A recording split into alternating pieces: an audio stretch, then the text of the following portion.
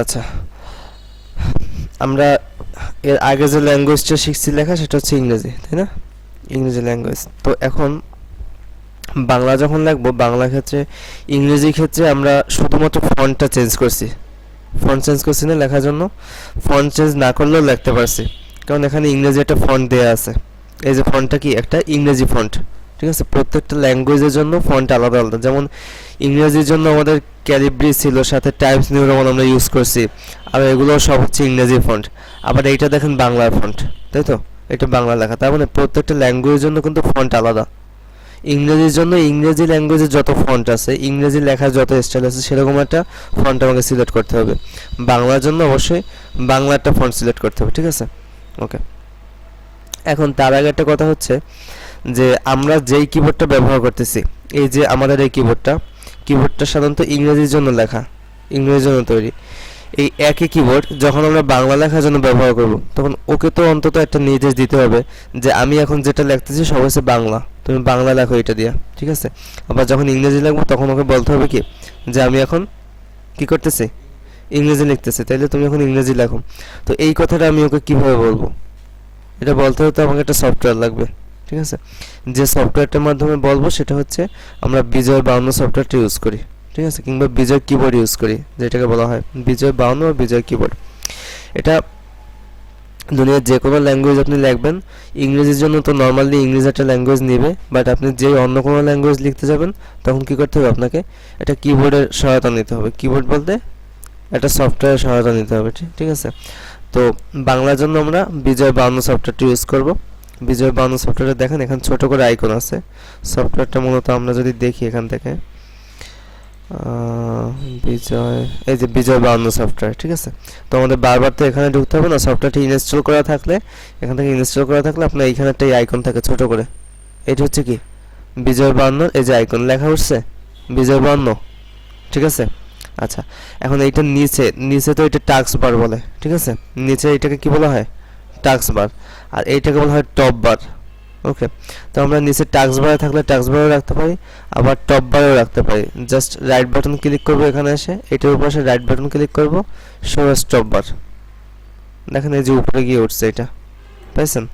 এই যে উপরে উঠছে, নিচে কিন্তু এখন আর নাই, আছে? আচ্ছা, সিএম ভাই খেয়াল করতেছেন? সিএম ভাই আপনি না, আপনার সাইফুল ভাই, হ্যাঁ। আচ্ছা, তাহলে উপরে দেখেন এখন কিন্তু টপ বারে এটা গিয়ে জমা হয়েছে, ওখানে নিচে নাই। এখন দেখেন এইটা তিনটা অপশন আছে, একটা হচ্ছে ইংরেজির জন্য ইংলিশ, ঠিক আছে? বাংলার জন্য বিজয় ক্লাসিক, ওকে? ইংরেজির জন্য কি ইংরেজি দেয়া আছে, আর বাংলার জন্য বিজয় ক্লাসিক।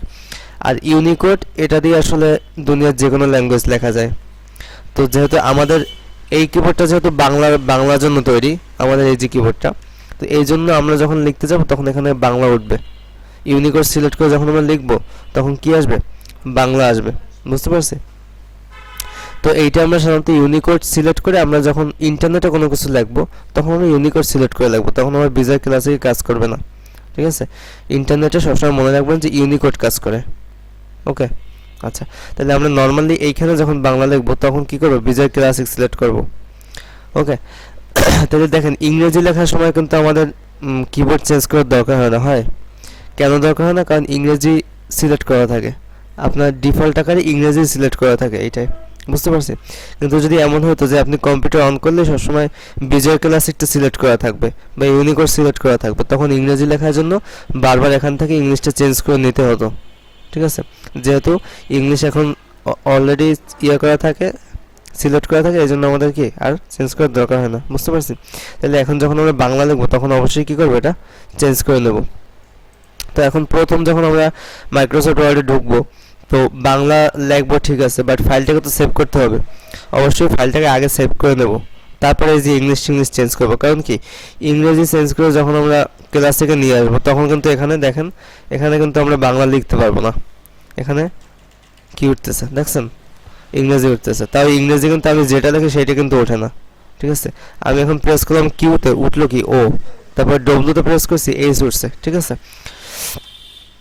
আবার যদি বাংলায় কোনো নাম সেভ করতে চান তখন ইউনিকোড সিলেক্ট করতে হবে, যদি বাংলায় কিছু লিখতে চান। যেমন আমি কি লিখবো, বলাকা লিখলাম, হ্যাঁ, বলাকা, ঠিক আছে?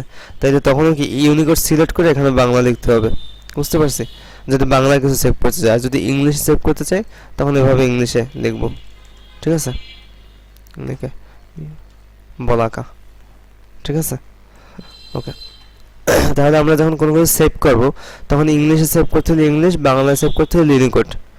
ওকে, আচ্ছা, তাহলে এটা সেভ করে তারপর আমরা এখান থেকে সফটওয়্যারটা চেঞ্জ করব, কিবোর্ডটা চেঞ্জ করব, বিজয় ক্লাসিক।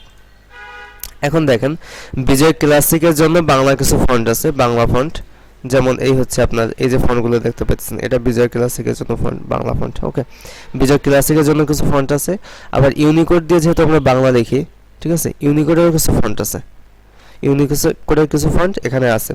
তো আমাদের মাথায় রাখতে হবে যে আমরা বাংলা লাগবে, ঠিক আছে, বাংলা এইখানে যদি আমরা বিজয় ক্লাসিক দেই, এইখানে বিজয় ক্লাসিকের একটা ফন্ট দিতে হবে, ঠিক আছে।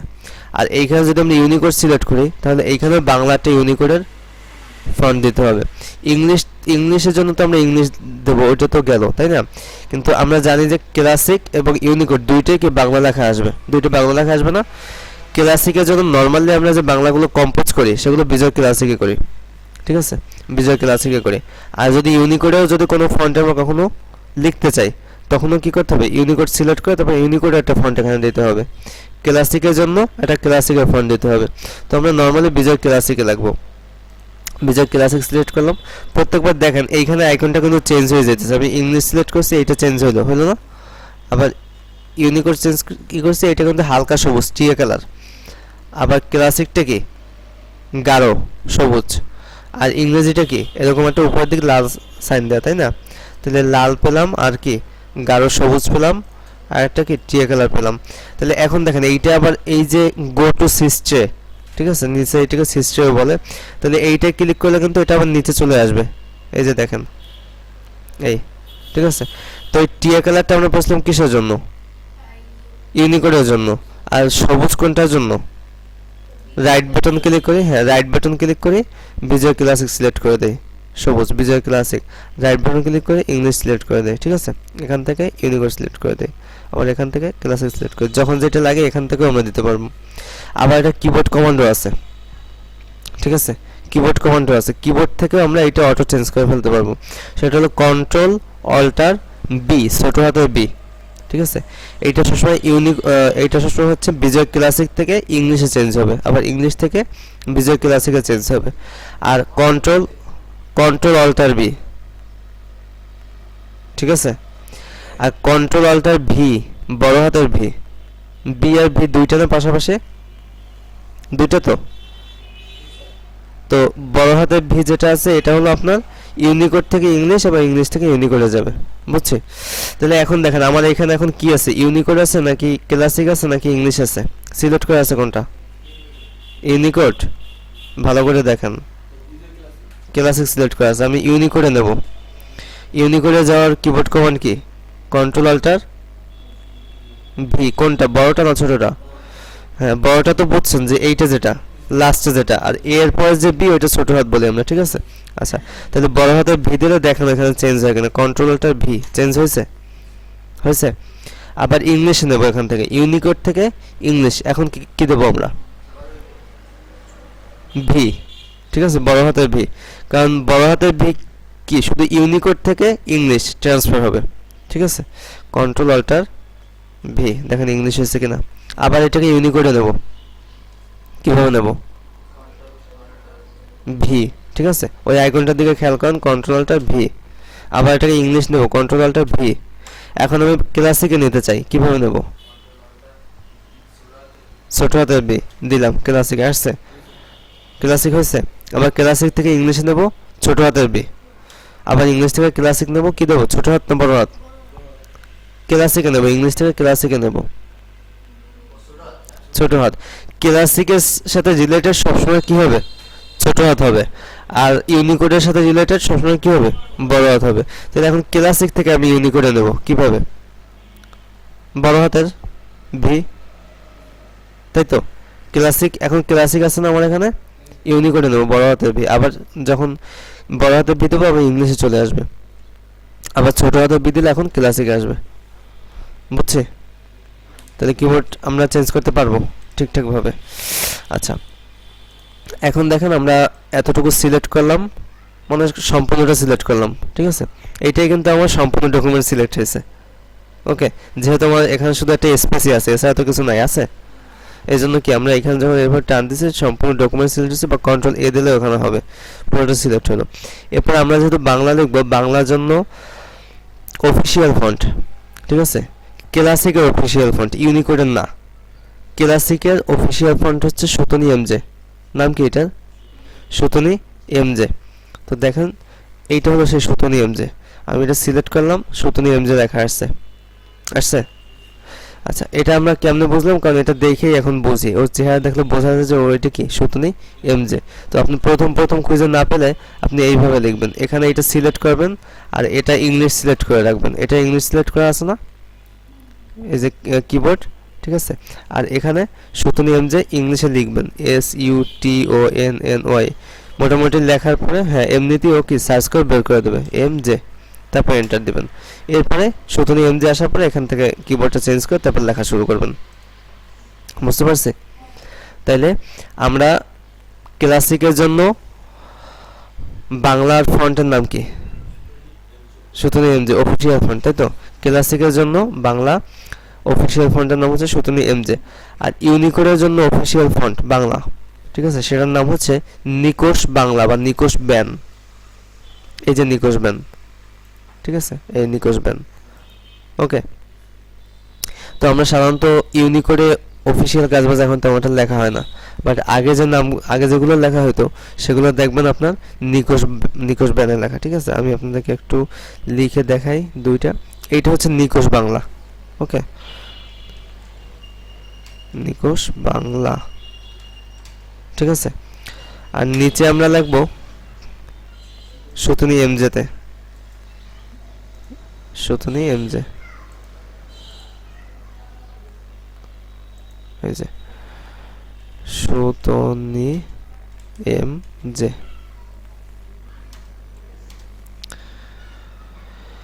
এখন দেখেন আজকাল আমরা যে লেখাগুলো লিখি সেগুলো কিন্তু দেখতে এরকম, অনেকটা এরকম না?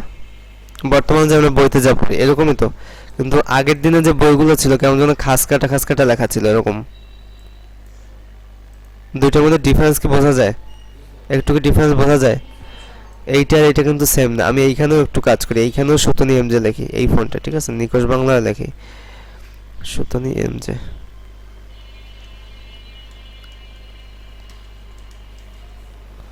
এই দুইটা লেখা কি মেলে? এইটা আর এইটা মেলে? একটু তো চেঞ্জ আছে, তাই না? এবং আগের দিনে দেখবেন যে আগের দিনে বইপত্রগুলো বা টাইপরাইটারে লেখা দেখছেন কেউ কেমন খাস কাটা একটা বর্ণ পড়তো, তাই তো, আবার পরেরটা ঠিকভাবে বোঝা যেত না। তো ওইভাবে অনেকটা, ঠিক আছে, নিকোশ বাংলা লেখাগুলো ওইভাবে। তো এখন তো যেহেতু ইউনিকোডে কেউ লেখে না, সবাই ক্লাসিকে লেখে, তো সুতনি এমজেতে লেখা হয়, বাট আগে হচ্ছে নিকোশ বাংলা লিখতো, বুঝতে পারছি, ইউনিকোডে। তো এখন অফিসিয়াল ফন্ট হিসেবে ক্লাসিকের জন্য কোনটা? সুতনি এমজে। আর ইউনিকোডের জন্য নিকোশ বাংলা, ঠিক আছে। তো আমরা এখন নিকোশ বাংলা না, আমরা লিখবো হচ্ছে সুতনি এমজে দিয়ে। ওকে, যদি খুঁজে না পান কিভাবে খুঁজে বের করতে হবে জানেন? সার্চ দিয়ে, ঠিক আছে, ইংলিশ দিয়ে, তারপর ওখানে লিখবেন ইংলিশে সুতনি এমজে। আচ্ছা, এর বাইরেও কিন্তু বাংলা অনেক ফন্ট আছে, ভিতরে আপনি ঢুকবেন, এই যেগুলো সব বাংলা ফন্ট, ঠিক আছে। এখান থেকে বাংলা ফন্ট সিলেক্ট করবেন, এখান থেকে কিবোর্ডটা সিলেক্ট করবেন, লেখা শুরু করবেন। বিভিন্ন স্টাইলিশ অনেক ধরনের ফন্ট আছে যেগুলো বিভিন্ন আপনার ডিজাইনের ক্ষেত্রে ব্যবহার করা হয়, ঠিক আছে। বহু রকম ফন্ট আছে, সেগুলো আপনার নিচে খুঁজলেই অনেক ফন্ট পাবেন। তবে সেটা নিয়ে কথা বলবো না, এখন বিষয় হচ্ছে যে আমরা একটু লেখালেখি শুরু করি, তাই না? ওকে, এখন দেখেন আমাদের বাংলায় ব্যঞ্জন বর্ণ আর স্বরবর্ণ আছে, তাই না? বাংলায় বর্ণ কয় ধরনের? দুই ধরনের, ব্যঞ্জন বর্ণ, স্বরবর্ণ। আচ্ছা, বর্ণমালায় বর্ণ কয়টা? বাংলা বর্ণমালায় কয়টা বর্ণ?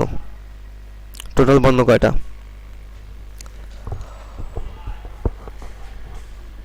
হ্যাঁ, পারবেন কেউ? 50টা বর্ণ। 50টা না? বাংলা বর্ণমালা কয়টা বলেন ভাই? সাইফুল ভাই, কয়টা বর্ণ? 50টা, ঠিক আছে। এর মধ্যে কি কি আছে? ব্যঞ্জন বর্ণ আর স্বরবর্ণ। ব্যঞ্জন বর্ণ কয়টা? 39টা।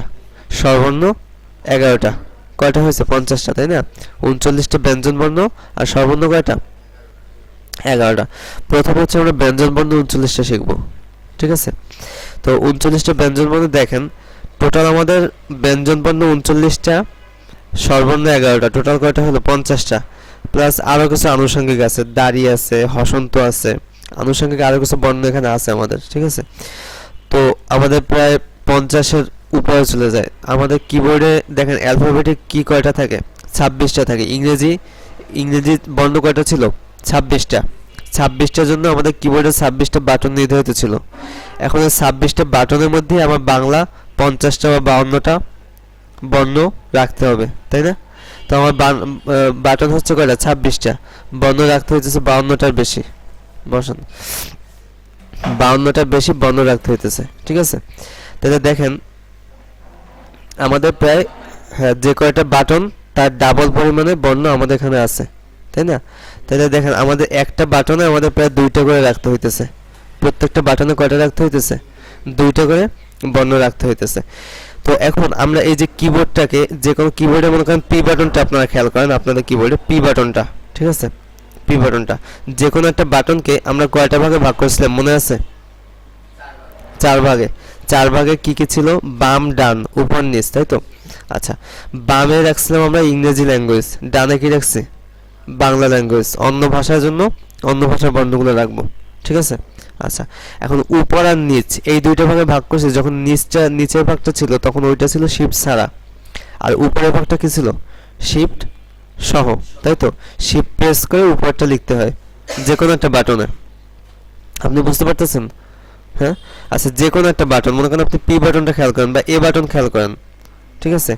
এ বাটন কিংবা আপনি যে বাটনে আসেন, যে বাটনে কি কি লেখা আছে, বাংলা ক খ, তাই তো? আর ইংরেজি শুধু যে লেখা আছে। তাহলে একটা বাটন আমরা 4টা ভাগে ভাগ করছি, প্রত্যেকটা বাটনকে মনে করেন যে বাটনটাকে কি করবো আমরা 4টা ভাগে ভাগ করব, ঠিক আছে। অর্থাৎ এই মাঝ বরাবর একটা ভাগ করবো আর উপর নিচে একটা ভাগ করবো। তো মাঝ বরাবর যখন ভাগ করছি আমরা বাম সাইডে ইংরেজি ল্যাঙ্গুয়েজ রাখছি আর ডান সাইডে বাংলা ল্যাঙ্গুয়েজ রাখছি। আপনাদের কিবোর্ডে এরকম আছে, বাম সাইডে ইংরেজি, ডান সাইডে কি বাংলা, যে কোনো একটা বাটনে, ঠিক আছে। তাহলে ইংরেজি বাম সাইডে রাখছি, ডান সাইডে রাখছি বাংলা। আর উপর নিচ যখন ভাগ করছি তখন নিচটা রাখছি আমরা শিফট ছাড়া, উপরটা রাখছি কি শিফট সহ। অর্থাৎ নিচে একটা বাটনের নিচের দিকে যা লেখা আছে ওইটা আমাদের কি শিফট ছাড়া লিখতে হবে, আর উপরটা কি শিফট সহ লিখতে হবে, ঠিক আছে। তাইলে এখন দেখেন ইংরেজিতে তো আমাদের ছোট হাত বড় হাত ছিল, বাংলায় কি ছোট হাত বড় হাত নাই, ঠিক আছে। ইংরেজিতে আমরা শিফট ছাড়া লিখতাম ছোট হাতের, আর শিফট সহ কি লিখতাম বড় হাতের। তো বাংলায় কিন্তু আমরা ওই যে ওকে যেমন শিফট ছাড়া একটা বর্ণ লিখছে, শিফট সহ একটা লিখছে। আমরা বাংলায় যেহেতু ছোট হাত বড় হাত নাই, বাংলায় কিন্তু আমরা একটা বাটনে 2টা বর্ণ ঢুকিয়ে ফেলতে পারি, তাই না? তাহলে আমরা 26টা বাটনে কয়টা রাখতে পারবো, 52টা বর্ণ রাখতে পারবো, পারবো তো? আচ্ছা, তাহলে এখন দেখেন এই যে ব্যঞ্জন বর্ণগুলো আপনি যে বাটনে, আমি বলছিলাম যে যে বাটনে, তাই তো? যে বাটনে কি আছে, ক এবং খ। ক কি নিচে আছে না উপরে আছে, নিচে আছে। তাহলে এইটা দেখতে কি শিফট লাগবে নাকি লাগবে না, লাগবে না, উপরটা শিফট লাগবে, ঠিক আছে। এটা মনে থাকে তো আপনাদের যে শিফট নিচেরটা লাগতে শিফট লাগে না, উপরটা লাগতে শিফট লাগে, ঠিক আছে। তাহলে যে এর পাশেরটা কি ছিল, কে বাটন, তাই তো? কেতে কি ছিল, বাংলা ত থ, তার পাশে দ ধ, ঠিক আছে। আবার যে এর এই সাইডে আসেন এইচ, এইচে কি ছিল, ব ভ। এরপর উপর লাইনে আসেন কিউ থেকে শুরু করি, উমো, উমোর উপরে কি আছে, অনেশ্বর, হ্যাঁ, অনুস্বর বলে না এটাকে, উমোর উপরে। তারপরে কি আছে, ডাব্লুতে জ অন্তস্থ। এর মধ্যে কোনটা শিফট লাগবে আর কোনটা লাগবে না, উপরটা লাগবে। তারপরে কি আছে, হ্যাঁ, কোনটায় লাগবে আর কোনটায় লাগবে না, ডতে লাগবে না, ঢতে লাগবে, তাই তো, শিফট। আচ্ছা, এরপরে কি কি আছে বলেন, প ফ, তারপরে ট ঠ, তারপরে চ ছ, জ ঝ, হ নিয়, হ্যাঁ, ডর ঢর, ঠিক আছে। এখন দেখেন ইংলিশে তো আমাদের একটা সুবিধা ছিল যে একটা বর্ণ ওইটা শিফট ছাড়া লাগলে ছোট হাত, শিফট সহ লাগতে বড় হাত। এখন বাংলায় যেহেতু ভিন্ন ভিন্ন বর্ণ রাখতে হয়েছে, তো এখানে আমাদের একটা সুবিধা তৈরি করা হয়েছে যে কাছাকাছি যে উচ্চারণগুলো, যেমন ক এর কাছাকাছি উচ্চারণ কি খ, বয়ের সাথে উচ্চারণ কোনটা আছে ভ, পয়ের সাথে ফ, এবং কাছাকাছি যে উচ্চারণগুলো সেগুলো একই বাটনে রাখা হয়েছে, ঠিক আছে। প্রত্যেকটা বাটনের কাছাকাছি উচ্চারণটা একসাথে রাখা হয়েছে, এতে আমাদের কি সুবিধা হয়, লিখতে সুবিধা হয়।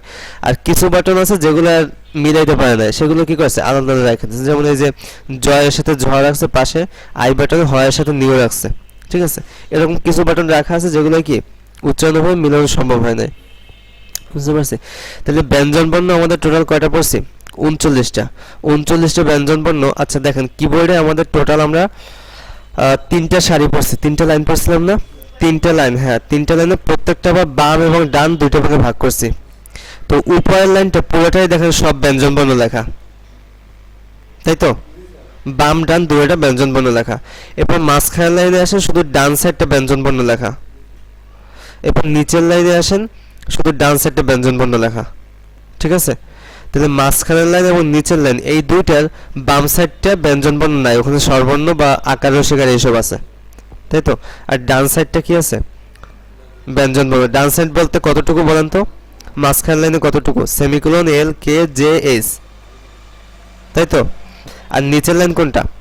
Slash, full stop, comma, M, N, ঠিক আছে। বি, ভি এটা যদিও বাম হাতের, কিন্তু এখানেও কিন্তু ব্যঞ্জন বর্ণ আছে, মিক্সড আছে, ঠিক আছে। আসলে জায়গা দেওয়া ওইভাবে সম্ভব হয় না দেখে ওরা মিলাই জিলাই দিয়েছে ওইভাবে। আর একদম উপরের লাইনটা বাম হাত কতটুকু? টি। আর ডান হাত?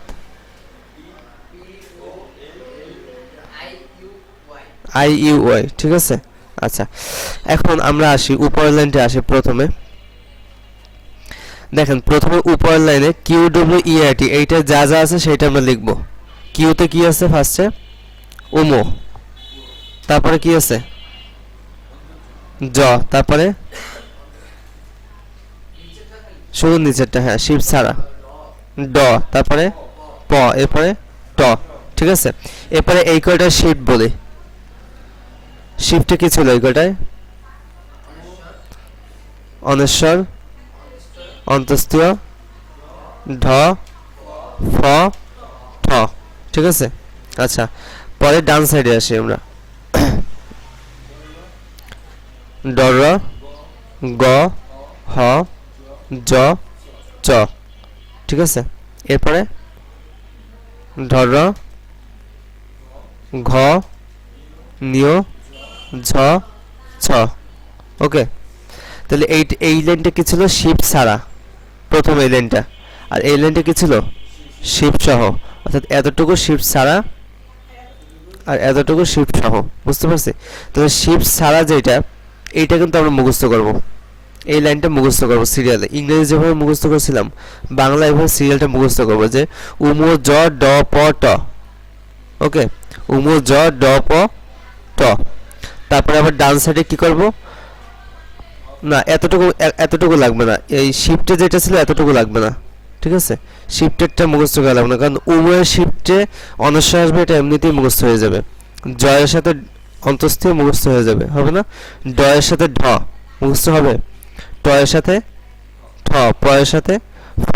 এই জন্য এইটার সাথে যে লাইনটা, এটা আমাদের ওইভাবে মুখস্থ করার দরকার নেই, বুঝতে পারছি। এই যে শুধু আমরা এতটুকু মুখস্থ করব। আবার এই লাইনে এসেও সেম।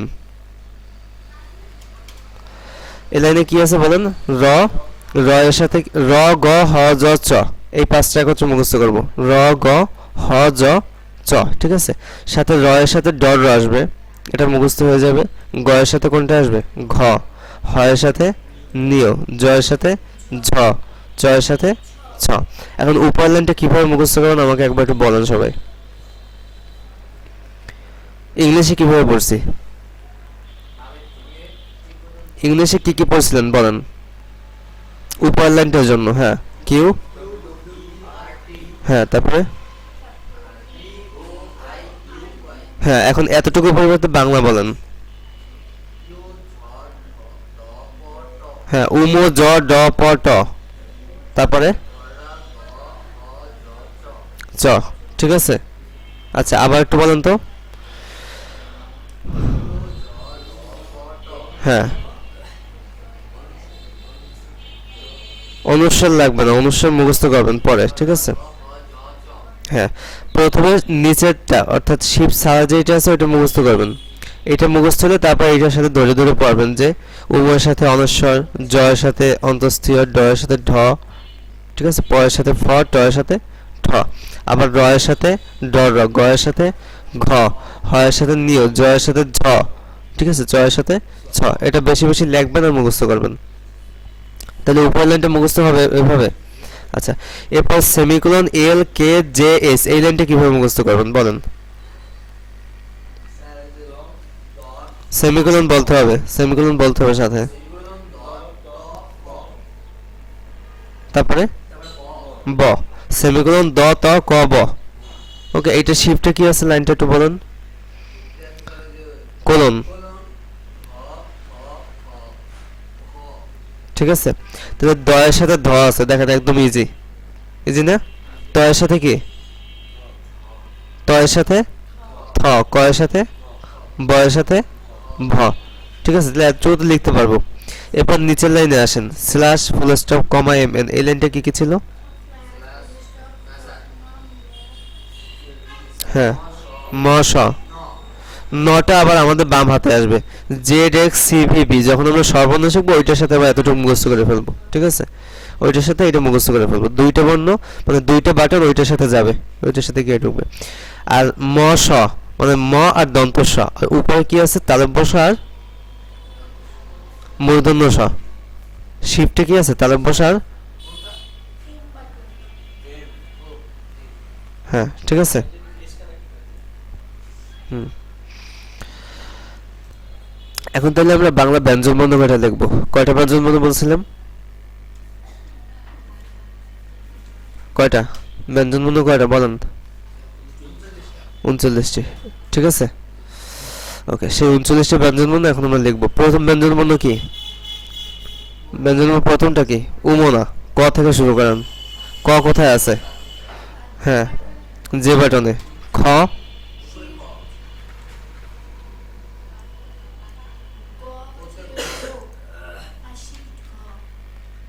শিফট ও, তাই তো, হ্যাঁ, তারপরে উমো কিউতে, তাই তো, তারপরে চ, হ্যাঁ বলেন চ কোথায়? চ, তারপরে হয়, তাই তো, তারপরে জ, হ্যাঁ,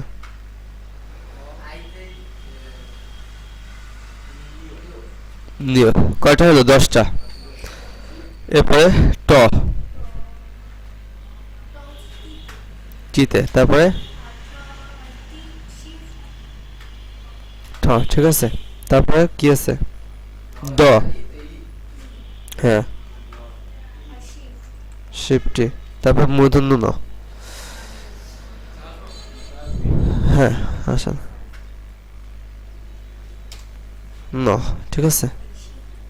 হুম, তারপরে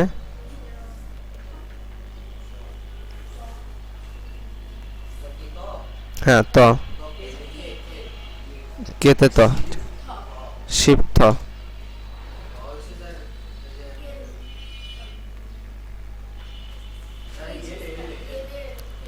হ্যাঁ, শিব দ, ঠিক আছে, তারপরে বিতে ন, ঠিক আছে, কয়টা হলো? 20টা। তারপরে প, হ্যাঁ, তারপরে হ্যাঁ, এইসে ব, তারপরে শিব ব, এরপর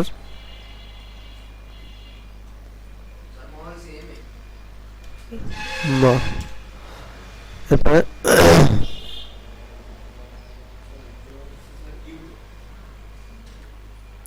ডব্লুতে জ, না এখন জ, ডব্লুতে জ, তারপরে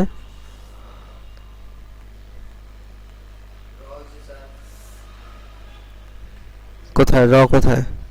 ভি, তারপর ল কোথায়? তারপর ডর র কোথায়? পিতে, ডর র শিব, ঠিক আছে, কয়টা হলো? 30টা। আর কয়টা আছে? 9টা। তালব্য স, মূর্ধন্য ষ, দন্ত স।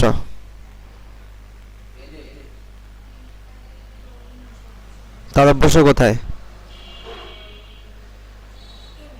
এম এ না shift M A? Shift M. মূর্ধন্য স? হ্যাঁ। দন্ত স? এন। হ? আইতে। অন্তস্তীয়? Shift W. ঠিক আছে। খণ্ডত?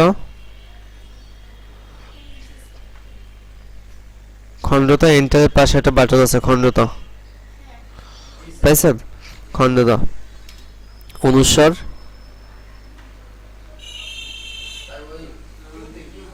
কিউ নাকি শিফট কিউ?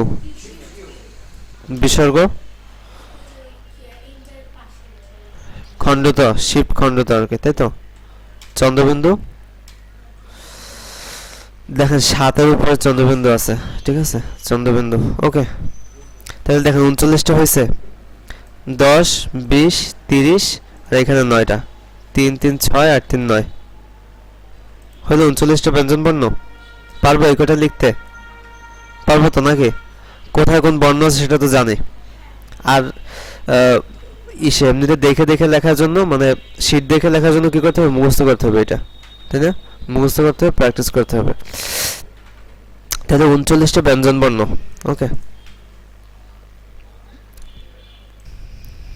ওকে, তাহলে ব্যঞ্জন বর্ণ শেষ হলো, তাই না? আমরা 39টা ব্যঞ্জন বর্ণ লিখতে পারবো। এরপর আসে স্বরবর্ণে। ঠিক আছে, স্বরবর্ণ কয়টা? 11টা। কি কি বলতে পারবেন? 11টা স্বরবর্ণ কি কি বলেন তো?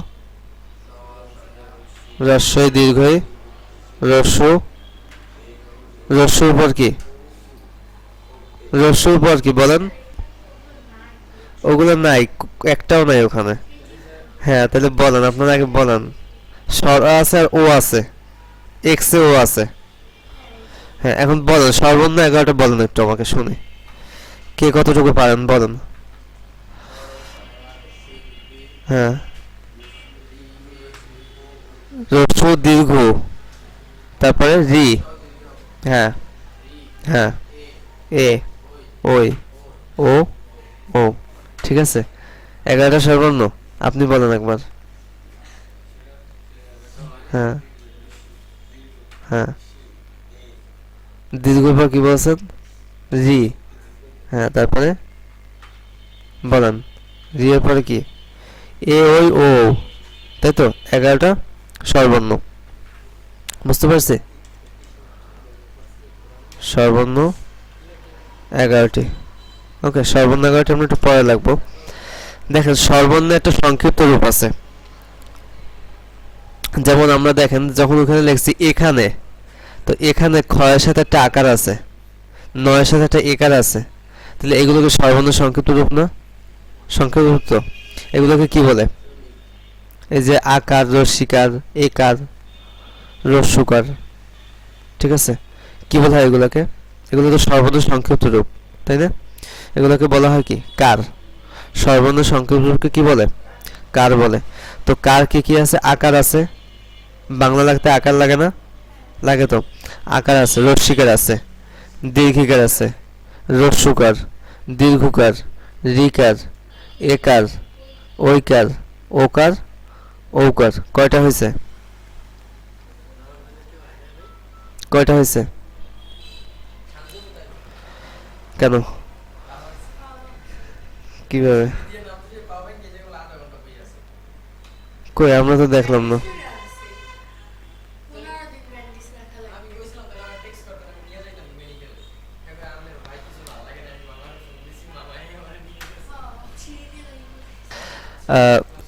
হ্যাঁ, স্বরবর্ণ। তাহলে স্বরবর্ণ আমরা পাইলাম কয়টা?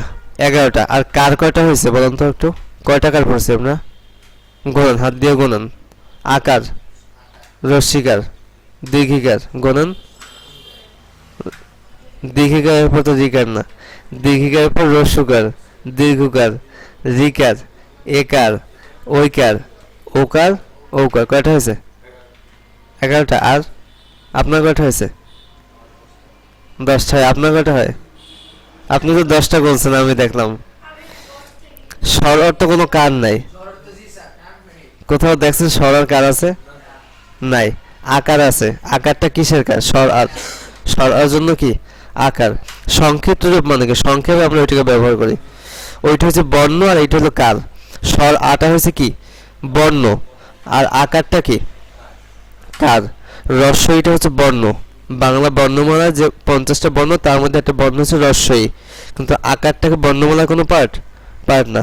ওটা হচ্ছে ওই বর্ণটার সংক্ষিপ্ত রূপ, রস্বীকার। দীর্ঘের জন্য কি আছে কারটা?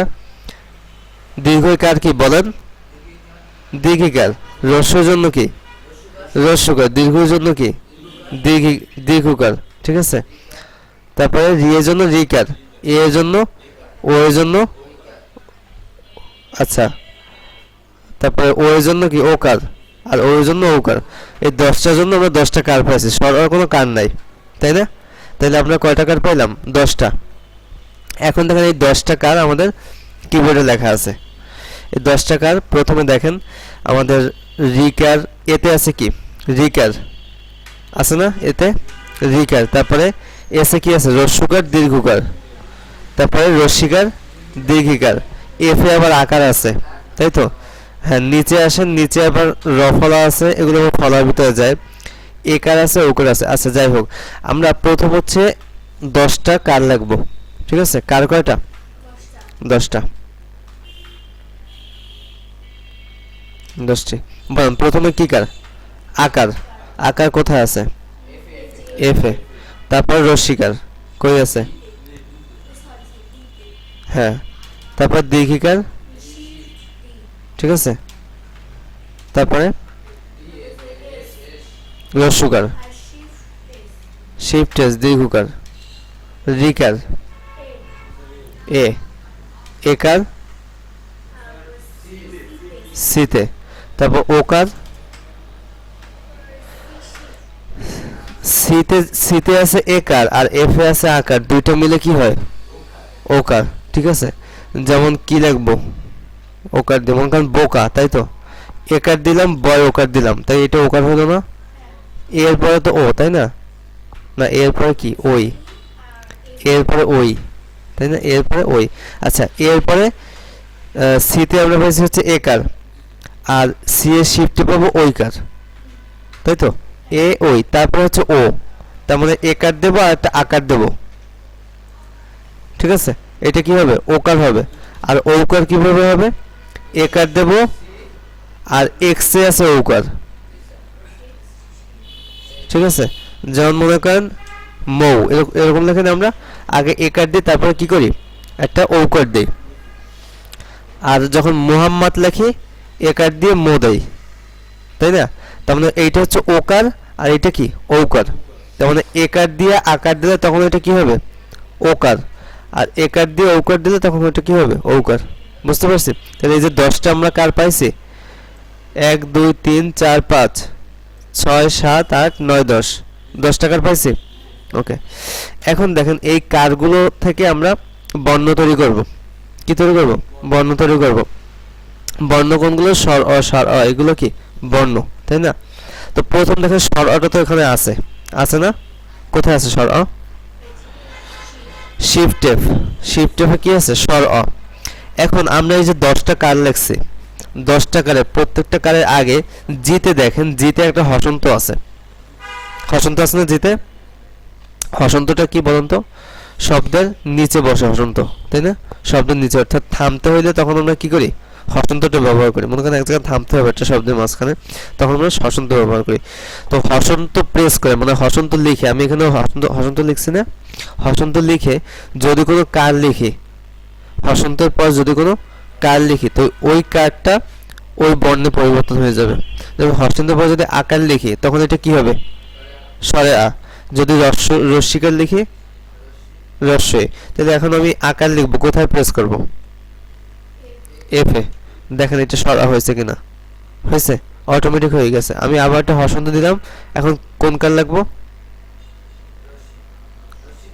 রস্যিকার। কোথায় প্রেস করব? ডিতে। কি হয়েছে লেখা? রস্যই।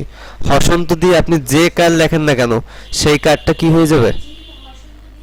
হ্যাঁ জি থেকে একটা হর্ষন্ত দিবেন, তারপরে যেই কার্ডটা প্রেস করবেন ওই কার্ডটা বন্ধ হয়ে যাবে, অটোমেটিক্যালি বন্ধ হয়ে যাবে। ঠিক আছে, এখন আমি দীর্ঘই কেমনে লিখবো আপনারা বলেন, কোথায় কোথায় আমাকে প্রেস করতে হবে? সবাই বলেন, সবাই সবাই বলেন। এরপর হ্যাঁ শিফট ডি, হর্ষন্ত কোথায় আছে? জিতে। তারপর শিফট ডি। ঠিক আছে, আপনি বুঝতেছেন নেহাল ভাই? বুঝতেছেন? আচ্ছা আপনিও বলেন সাথে সাথে। এরপর আমরা কোনটা লিখবো? আসুন, এরপর কোনটা লিখবো? হ্যাঁ ভাই আপনি একটু ওই যে, আচ্ছা দীর্ঘ লিখলাম, এরপর আমরা কি লিখবো? রস্য। কিভাবে বলেন? ওইখানে ভাই আপনার ওইটা একটু প্রেস করবেন। হ্যাঁ আপনি একটু হেল্প করেন ভাই, ভাই একটু হেল্প করেন। আচ্ছা রস্য কিভাবে লিখবো? হসন্ত এস, অর্থাৎ জিতে প্রেস করবো আর এসে প্রেস করবো, দুইটা প্রেস করলেই হলো, কোনো শিফট টিফটের দরকার নেই। হ্যাঁ হ্যাঁ একটার পর একটা আর কি, হসন্তের পরে ওইটা। আমি তো একসাথে তাড়াতাড়ি প্রেস করছি, হসন্ত দিছি তারপরে রস্য দিছি। ঠিক আছে, ওকে। এখন দীর্ঘ কিভাবে লিখবো? Shift S. ঠিক আছে, এরপর রি, জি কিভাবে লিখবো? আচ্ছা জি এবং এ, তাই তো? হ্যাঁ তারপরে হ্যাঁ জি সি হয়েছে, তারপরে শিফট সি। বুঝতে পারতেছে? এ ওই বুঝছি, বুঝি নাই তো, সমস্যা কেন হবে? আচ্ছা একার কোথায় আছে বলেন, একার কোথায় আছে? সিতে। আর কারের আগে যদি আমরা একটা হসন্ত দিয়ে লিখি তাহলে একটু বর্ণ হয়ে যাবে, তাহলে না বোঝার কিছু আছে? আছে? বলেন তাহলে, আপনি বলেন আমি এখন কি করব, এ লিখবো কিভাবে লিখবো? হ্যাঁ একার কোন কোন বাটন আমি প্রেস করছি এইমাত্র? কি শিফট কেন লাগবে হসন্ত লাগতে? হসন্ত কি উপরে আছে না নিচে আছে? নিচে, তাহলে শিফট কি লাগবে? লাগবে না। তাহলে জিতে প্রেস করবো, আর কোনটা প্রেস করতে হয়েছে? সি।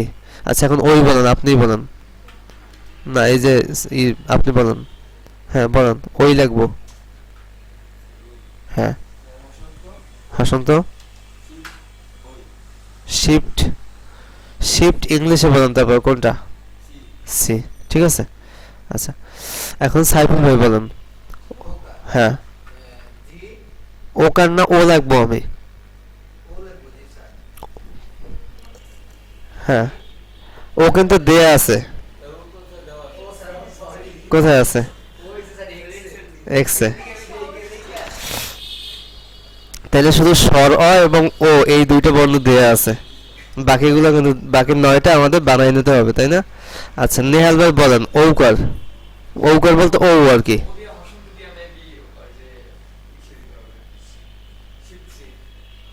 হসন্ত তো ফার্স্টে দিতে হবে জি থেকে, হসন্ত দিতে হবে না? জি দিয়ে হসন্ত দিলাম, তারপরে শিপ সিতে তো ওই, কিন্তু ও আছে অন্য এক জায়গায়, কোথায় আছে? না দুইটা মিলে একটা, সেটা তো আমরা ঔকার ওইভাবে মানে কাঠটা ওইভাবে দিয়েছে, কিন্তু এখানে আপনার ঔকার বলতে মূলত এক্স এর সাথে যেটা আছে, ও এর সাথে, হ্যাঁ ও এর সাথে যেটা আছে ও এর শিফটে সেটা হচ্ছে ও। বুঝছি? তাহলে 11টা সর্বর্ণ পারবো লিখতে? পারবো। আপনি শিফট প্রেস করবেন আর, সরি শিফট না, জি থেকে হসন্ত দিবেন আর এক্স এর শিফট, এক্স এর শিফটে কি আছে? ও। বুঝছি? ওকে, তাহলে সর্বর্ণ কয়টা লিখতে পারবো বাংলা? সর্বর্ণ কয়টা লিখছি আমরা? 11টা। ব্যঞ্জন বর্ণ কয়টা?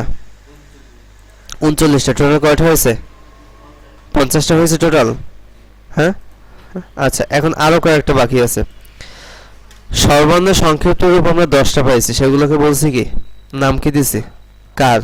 ব্যঞ্জন বর্ণের কয়টা সংক্ষিপ্ত রূপ আছে? কয়টা? 39টা। হ্যাঁ ব্যঞ্জন বর্ণের সংক্ষিপ্ত রূপ মাত্র কয়টা? 6টা। ঠিক আছে, কয়টা? 6টা। হ্যাঁ এগুলা ঠিক আছে। তো রফলা দেখেন আপনার এখানে রফলা আছে একটা, রফলাটা খুঁজে বের করেন, যেটা রফলা আছে। জফলা শিপ জেট। ঠিক আছে, তারপরে আপনার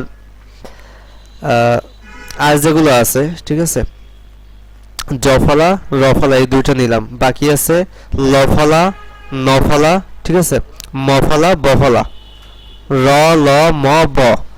তো এই যে জিনিসগুলা আমরা তো অ্যাকচুয়ালি কোনো একটা বর্ণের সাথে দেই, তাই না? যেমন মনে করেন বফলা যখন দেব আহ্বান লাগতে হয়ের সাথে ব আসে না, তাহলে হসন্ত ব দিলেই আহ্বান লেখা আসবে, ঠিক আছে? ওই যুক্তবর্ণটা পাওয়া যাবে, মানে বফলাটা পাওয়া যাবে, বুঝতে পারছি? আহ্বান। আবার মনে করেন অম্লান, ওখানে কি থাকে? লফলা থাকে। আমরা এখানে যে এই যে এই কারগুলোর আগে যখন শিপ দিছি তখন কি এটা বর্ণ হয়েছে না? শিপ দিয়ে সরি হসন্ত দিছি, কারের আগে যখন হসন্ত দিছি তখন এটা কি হয়েছে? বর্ণ হয়ে গেছে। তো আমাদের এখানেও যখন আমরা ফলা দেবো কোনো, সেটা লফলা হোক মফলা হোক নফলা হোক, আমরা বর্ণটা লিখবো, লেখার পর হসন্ত দেব, তারপরে যেটা ফলা ওই ফলাটা দেবো, তাইলে দেখবেন ওইটা কি হয়ে গেছে? ফলা হয়ে গেছে। আমরা যখন যুক্ত বর্ণ নেবো তখনও সেম সিস্টেম, ঠিক আছে? যখন কম্পিউটার, এখানে কোন কোন বর্ণ আছে কম্পিউটার লিখতে? না, যুক্ত বর্ণটা কি কি আছে? যুক্ত বর্ণ দুইটা কি কি আছে? যুক্ত বর্ণের মধ্যে দুইটা বা তিনটা বর্ণ যুক্ত হবে, তাই না? তখন যুক্ত বর্ণটা আসলে কি? ম এর সাথে প, তাহলে দেখেন ম দেব, হসন্ত লিখবো, প লিখবো, তাহলে যুক্ত বর্ণটা কিন্তু পাওয়া যাইতেছে, তাই না? মুক্ত বলি, ক এর সাথে কি যুক্ত আছে? ক এর সাথে ত, ক দিব, হসন্ত দিব, ত দিব, ঠিক আছে? মুক্ত বলি। তাহলে এখন আমরা দেখেন, আমরা যেই যত যুক্তবর্ণ লিখি না কেন, আমরা যুক্তবর্ণ তো পড়ছি কোথায়? সন্ধি বিচ্ছেদে পড়ছি, বা যুক্তবর্ণ আলাদা পড়ছি, আমরা আগে পড়ছি না? তো ওখানে আমরা কি করছি? যোগ দিয়ে লেখছি। যেমন ওই জায়গায় ম এর সাথে প আমরা কি করছি? ম যোগ প, এরকম পড়ছি যুক্তবর্ণ। তো যেই জায়গায় আমরা আগে যোগ পড়তাম ওই জায়গাটা এখন কি লিখবো? হসন্ত দেব, মাঝখানে কোনো স্পেস টেস্পেস কিছু হবে না, ঠিক আছে? ম দেব, হসন্ত দেব, প দেব, ঠিক আছে? আচ্ছা, ওই ফলাগুলো এরকম, শুধু রফলা জফলা আলাদা লেখা আছে আমাদের কিবোর্ডে। রফলা এবং জফলা এই দুইটা লিখতে কোনো হসন্ত টসন্ত কিছু লাগবে না, শুধু রফলা দিলেই হবে। কিন্তু বাকি যে চারটা ফলা আছে, বফলা মফলা আর কি লফলা নফলা, এগুলো কি যেই বর্ণের সাথে ফলাটা যুক্ত করব সেই বর্ণটা লিখব, একটা হসন্ত দেব, এই বর্ণটা লিখব। যেমন লফলার উদাহরণ কি আছে? অম্লান, ম এর সাথে কি যুক্ত? ল, তাই না? তাহলে ম লিখবো হসন্ত ল, ঠিক আছে? ম হসন্ত ল। তারপরে নফলা, নিম্ন, ম এর সাথে কি ওইটা? ন না, ম এর সাথে ন, ম হসন্ত ন, নিম্ন, বুঝছি? তারপরে আর কি ফলা বাকি ছিল? বফলা গেল, লফলা নফলা, রফলা তো আসছি, ওকে। আরো একটা আছে, সেটা হচ্ছে রেপ। রফলার একটা হলো এই যে র, এইটাও রফলার একটা, রয়ের একটা ফলা, আর রেপটাও কিন্তু রয়ের একটা ফলা, তাই তো? আসেন, রেপটাও কি রয়ের একটা ফলা, ওকে। তাহলে রয়ের ফলা দুইটা, একটা হচ্ছে রফলা আর একটা কি রেপ, বুঝতে পারছি? রেপ কোথায় আছে বলুন তো একটু আমাকে? রেপটা আছে কোথায়? এর শিফটে, ঠিক আছে? শিফট এতে কি আসবে? রেপ আসবে, ওকে। তাহলে এখন আমাদের এই যে 30টা বাটন, 3টে লাইন, কিবোর্ডের 3টে লাইন, 3টে লাইন এখন আমরা মুখস্থ করতে পারবো না? কিভাবে মুখস্থ করবো একটু প্রথম থেকে বলেন সবাই, প্রথম থেকে একটু বলেন আমাকে। হ্যাঁ, উমো জ, হ্যাঁ সবাই একবার একটু বলেন, উমো জ ড প ট, তারপরে র গ হ জ চ, তারপর নিচের লাইনে আসি, বলেন আপু বলেন। হ্যাঁ, সেমিকোলন দ ত গ ব, ক ব, আর বাম সাইডে হ্যাঁ, কার এরকম বলতে হবে না, তাহলে মুখস্থ করতে অসুবিধা হবে, ঠিক আছে? এরকম পাবেন রি উ ই আ হসন্ত, এইভাবে পড়বেন মুখস্থ করার সময়। আপনি তো এমনিতেই বুঝবেন যে এটা বর্ণনা, এটা কার, সেটা তো আপনার মাথায় থাকবে, থাকবে না? তাহলে আপনি এইভাবে পড়বেন যে রি উ ই আ হসন্ত। যেখানে রি পড়বেন ওখানে রি আর রেপ থাকবে, যেখানে উ পড়বেন সেখানে রস্য দীর্ঘ থাকবে, যেখানে ই পড়বেন সেখানে কি রস্যিকার দীর্ঘিকার দুইটাই থাকবে, আবার রস্য দীর্ঘ দুইটাই থাকবে, যেখানে আ পড়বেন আর যেখানে হসন্ত। এরপর নিচের লাইনটা কি ছিল? নিচের লাইনটা হ্যাঁ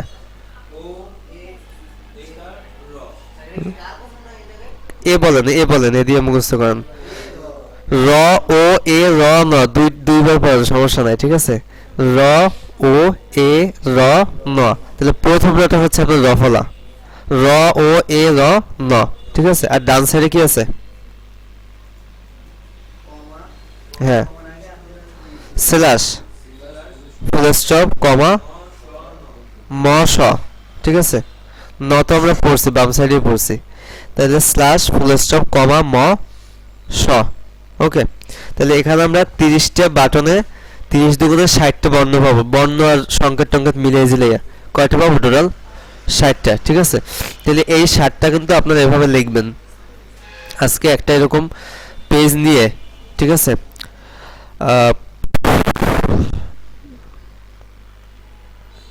60টি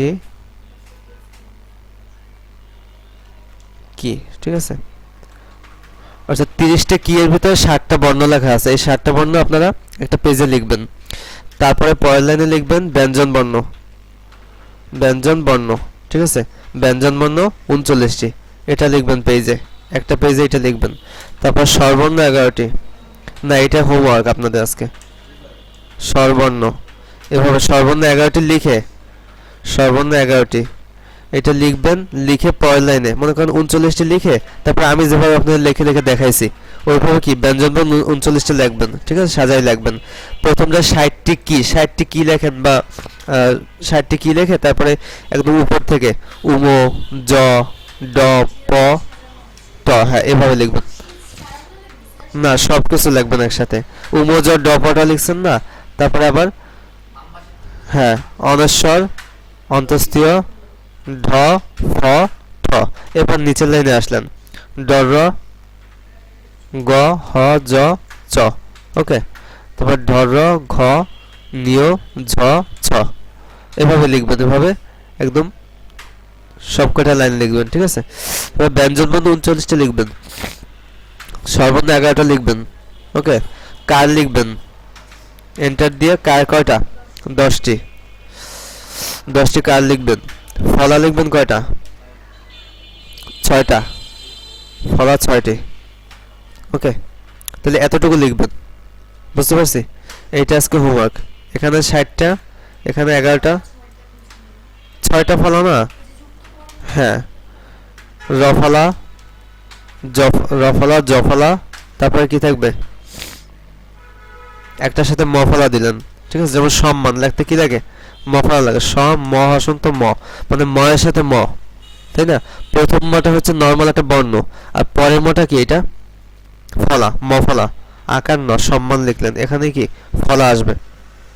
তারপর নফলা কিভাবে বলছিলাম? নিম্ন, রস্যিকার ন, ম হসন্ত ন, নিম্ন, ওকে। তারপর লফলা কিভাবে লাগবো? অ, ম হসন্ত লয়াকার ন, অম্লান, ঠিক আছে, মফলা। আর রফলা দিয়েও একটা বর্ণ লাগবেন, ব্রাক, ওকে, এটাকে রফলা দিয়া। তারপরে জফলা দিয়ে, ওকে, যেমন সাক্ষ্য, জফলা দিয়ে সাক্ষ্য লিখলাম, বুঝতে পারছি। এবার আপনি আপনার মতো বর্ণ খুঁজে খুঁজে তারপর লিখবেন। ফলার ঘরটাতে 6টা মানে বাক্য শব্দ লিখবেন, ঠিক আছে। ফলাযুক্ত 6টা শব্দ লিখবেন বা বাক্য লিখবেন, যা লেখার লিখবেন। আর এখানে 10টা কার, স্বরবর্ণ 11টা, 39টা, 60টা, ঠিক আছে।